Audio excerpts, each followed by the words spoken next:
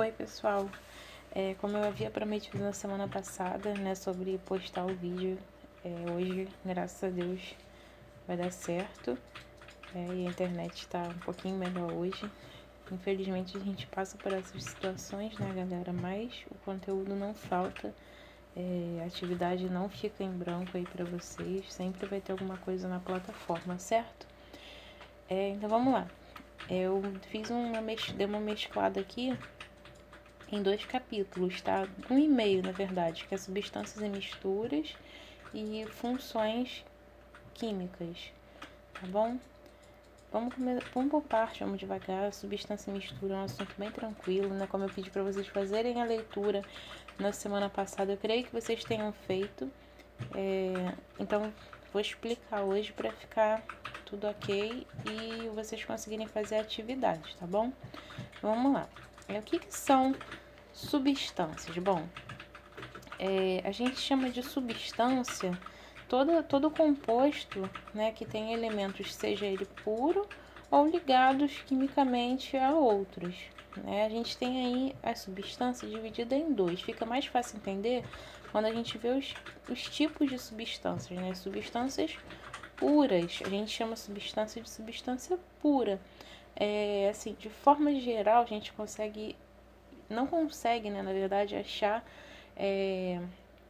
as substâncias puras isoladas na natureza, né? É difícil, não é que não consiga, é difícil. Elas vão ser sempre encontradas na forma de misturas, né? Vão ser sempre encontradas associadas, ligadas aí a outras substâncias, tá bom? O que isso quer dizer? Isso quer dizer que ao nosso redor, né, à nossa volta, a gente tem aí diversas misturas das mais variadas substâncias puras possíveis, tá certo? Então, o que seria uma substância pura? Uma substância pura é apenas uma substância. Ela vai ter um ponto de ebulição e de fusão constante. O que é ponto de fusão e de ebulição? Ponto de fusão é quando o elemento atinge 0 graus, né, vira gelo. E quando ele está em ebulição é quando o elemento atinge 100 graus e vai evaporar, né? Começa a ferver, vamos dizer assim, para evaporar. E o exemplo da água, né? 0 graus, fusão, vira gelo, 100 graus, entra em estado de vapor, tá certo? Substância simples. O que é uma substância simples, né? Essas substâncias puras, elas vão ser divididas em 2, tá? A substância pura simples, a gente tem aí compostos que são formados por átomos de um mesmo elemento químico. No caso, eu dei 2 exemplos, que foi o O2, né, o gás O2, oxigênio, e H2O, que é o gás hidrogênio, tá certo? Então, fica fácil entender com um exemplo. Substância pura simples, a gente tem um elemento só.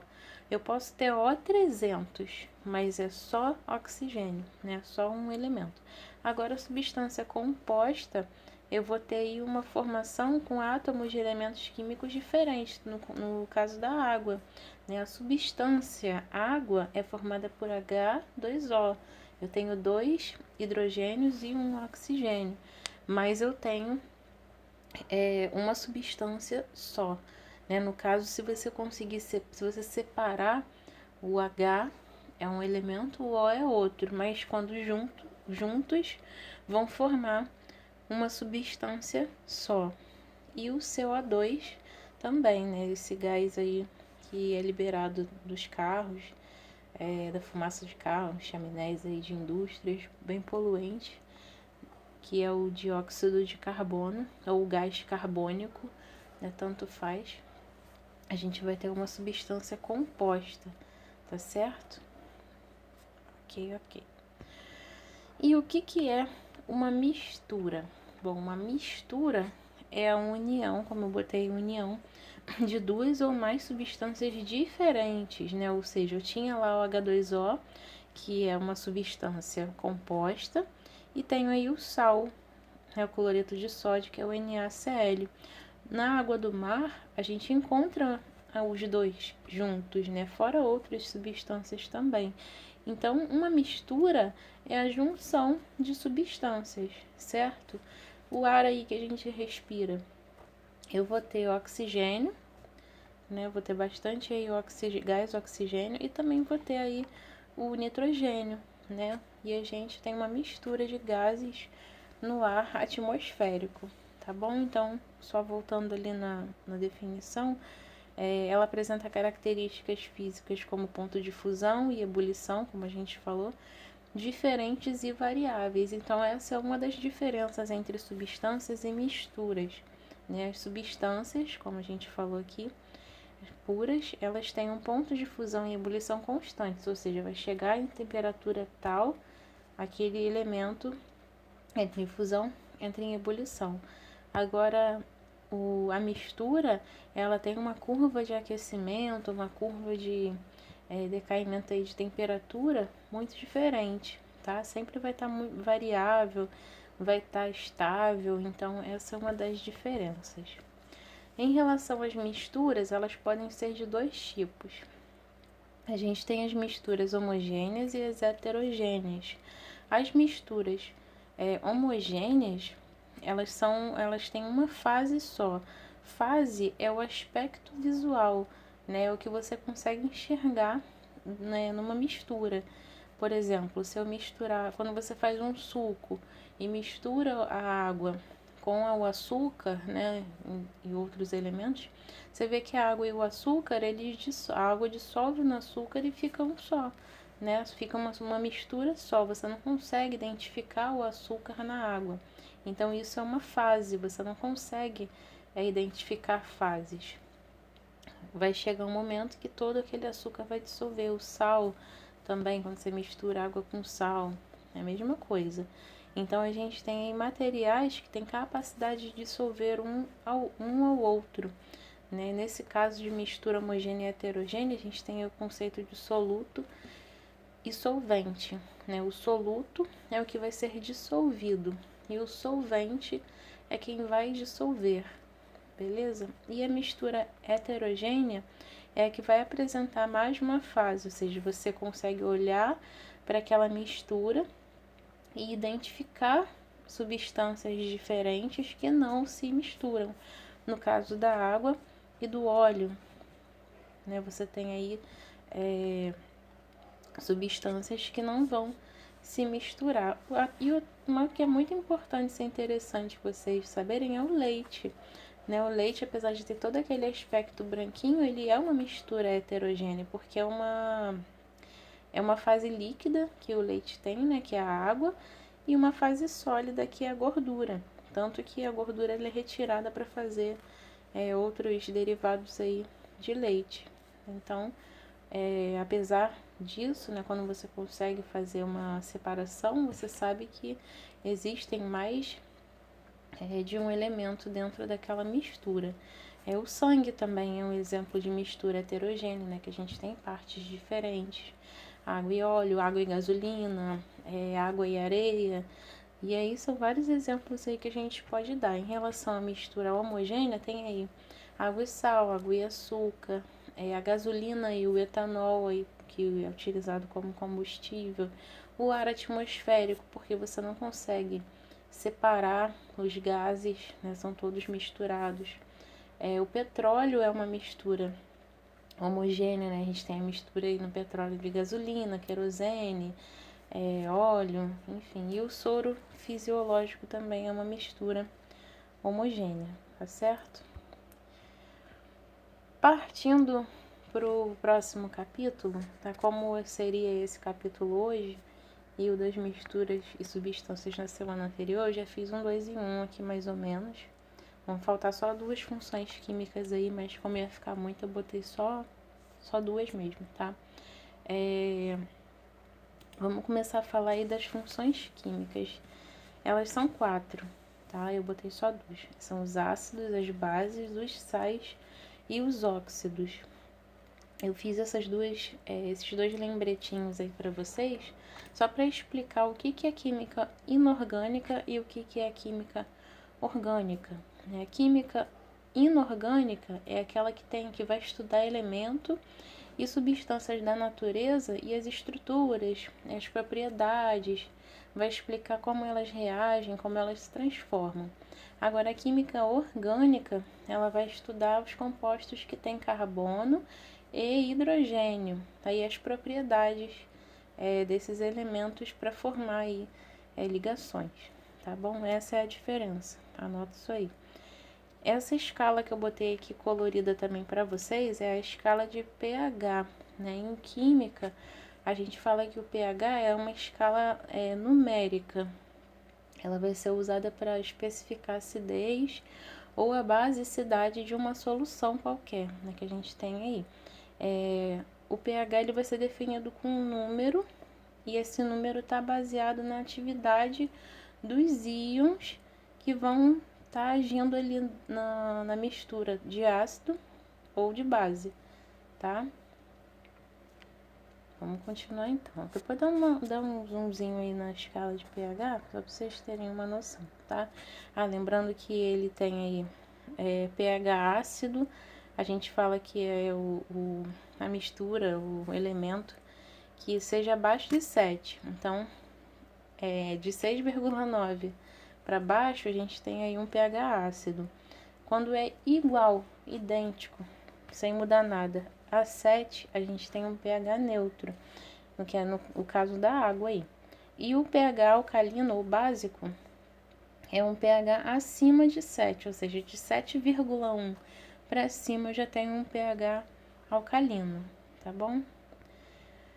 Falando sobre a função ácido, o que seria a função ácido? Botei ali em cima para vocês um H com tracinho, porque todo ácido vai ser identificado dessa maneira. Botei um hidrogênio ligado a um outro elemento qualquer, tá? A nomenclatura a gente vê daqui a pouco, então foi o que eu botei para vocês. É identificado como toda substância que em solução aquosa, ou seja, que em água, vai originar um cátion de hidrogênio positivo, né? Porque o cátion ele é positivo, vocês lembram disso. Então, assim, os ácidos, só para falar sempre que tá aqui, eles vão estar presentes aí em muitos momentos do nosso dia a dia, né? A gente tem aí no suco de laranja, tem o ácido cítrico. Lá no estômago, a gente tem aí o suco gástrico, que tem ácido clorídrico, que é utilizado aí na digestão. Então, a gente tem já tem uma certa intimidade com os ácidos, só que ninguém a gente não para analisar isso aí. O ácido acético, que é o vinagre, né? Então, tem vários tipos aí de ácidos. A gente liga, geralmente, a palavra ácido a uma coisa corrosiva, extremamente perigosa e tal, mas não é só isso, né? As características aí que eu botei para vocês é que ele tem um sabor azedo, mas nem sempre você vai usar essa propriedade para identificar um ácido, tá? Nem sempre você vai botar um ácido na boca para saber se é azedo ou não, tá? Por favor, não façam isso. Ele tem também aí condutibilidade elétrica em soluções aquosas, ou seja, quando você coloca um ácido em água, ele tem a capacidade de conduzir eletricidade. O pH que eu falei, né, que é inferior aí a 7, e normalmente são líquidos a temperatura ambiente. Quanto à classificação, a gente tem aí, tinha mais coisas, né, mas eu decidi botar só um pouco para não ficar muito conteúdo. Eles vão ser classificados quanto ao número de hidrogênios, que eu não botei, e a força, também não botei. Eu decidi botar só esse aqui, quanto à presença de oxigênio. A gente tem aí os hidrácidos. Quando eu tenho hidrácidos, eu vou ter ácidos sem oxigênio na fórmula, tá? No caso aí eu tenho o ácido fluorídrico, ácido bromídrico, cianídrico, tá? São esses aí do primeiro balãozinho que não tem oxigênio, então são hidrácidos, só tem hidrogênio. E os oxiácidos é quando a gente tem um oxigênio aí enfiadinho na molécula do ácido, né? Coloquei aí 4 exemplos para vocês, a letra ficou um pouco maior, um pouco menor, mas dá para entender. Em relação à nomenclatura, o balãozinho amarelo aqui embaixo né? A nomenclatura é muito simples. Todos eles vão se chamar ácido hídrico, tá? Esse é o nome do elemento. No exemplo que eu dei ali, ó, do HBr, BR é bromo. Então eu tenho ácido bromohídrico, não, aí você junta, né? Ácido bromídrico, tá? É questão de treinar mesmo. Eu vou deixar depois a atividade para vocês em relação à nomenclatura. Vamos para a base. Em relação à base, a gente vai ter aí o contrário lá do ácido, né? O ácido eu tenho um H na frente e o elemento depois. Agora eu tenho o elemento e depois eu tenho um OH, que a gente chama de hidróxido, tá? Então, vai ser identificado como toda substância que em solução aquosa, seja que em água, vai sofrer dissociação iônica, ou seja, vai separar, né? Vai se separar e liberar um OH. Então, toda base tem OH no final, que é o hidróxido. Só para explicar um pouco o que seria essa dissociação, ela vai estar associada e relacionada com o comportamento de uma base na água. Por exemplo, a soda cáustica. Aquele negócio que usa para limpar o banheiro, que vem numa embalagem com uma caveira, ninguém bota aquilo na boca, é muito perigoso, é veneno, né? É uma substância sólida, mas em contato com água, vai liberar os íons de sódio, né? Que é o Na, tá? A soda cáustica é NaOH, a fórmula. Vai liberar os íons de sódio e o hidróxido, né? Eles vão se dissolver, vai ficar um positivo para um lado, negativo para o outro, e a molécula de água lá bonita, separada também, tá? Vai acabar formando uma água. É assim que a substância, a base, né, a substância composta por a combinação do cátion, geralmente esse cátion é um metal, com o ânion, que é o hidróxido, tá bom? Uma das características é o sabor adstringente, que amarra, né, a boca, vai diminuir assim a salivação, vai deixar a boca seca. Como o caju, né, quando você acho que ninguém dá uma mordida em caju, né? Geralmente toma só o suco, mas é um sabor extremamente adstringente. A banana verde também é um sabor que amarra, né, a boca. Mas, como eu falei, a gente não pode classificar as funções por essa característica, só uma característica mesmo. Quando são dissolvidos em água, os hidróxidos têm os íons separados, né? O cátion, geralmente o metal que eu falei, e o ânion é o hidróxido. Eles também transferem corrente elétrica quando são dissolvidos em água, assim como lá nos ácidos. Sobre a nomenclatura também não é difícil. Todos vão se chamar hidróxido de e o elemento, né? O exemplo que eu dei aí, NaOH, que é o hidróxido de sódio, que Na é sódio. Mg, que é magnésio, OH, hidróxido de magnésio. Beleza, gente? Não é difícil, é um conteúdo tranquilo.